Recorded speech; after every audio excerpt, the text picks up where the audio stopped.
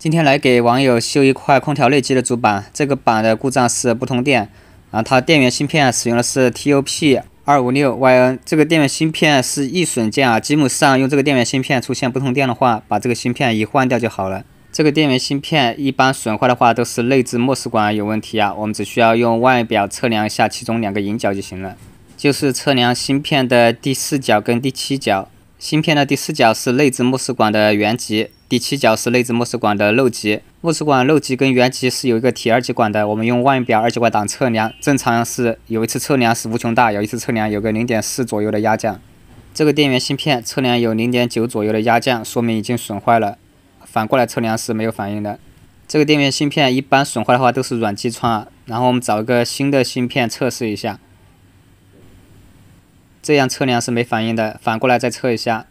0.4 左右的压降，那这个就是属于正常的。这里说一下，这个电源芯片如果去买的话，很大概率可能会买到坏的，因为每次遇到这种芯片就很头疼，基本上都得换好几个芯片才能把它修好。这个芯片的价格也不便宜从几块、10几块我都买过，反正都是会出现这种情况，新的就是坏的。然后这一次我买了2个，有一个是明显是拆机的，这个是 TOP258 的，这个是 TOP256 的。数值越大，功率越大，带换的话，数值大的可以带换这个数值小的。这个芯片我们买过来之后，也只需要用外表测量芯片4角跟7角，看一下这个内置模式管正不正常就行了。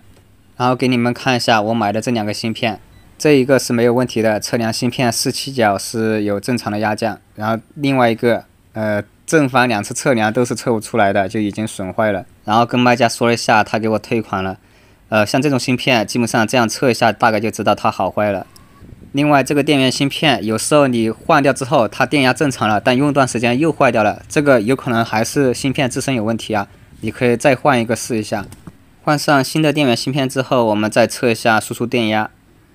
现在是有了12伏。这个故障很简单就是说你能不能买到好的芯片，这个是难点。有时候你买个贵的依然是坏的也有。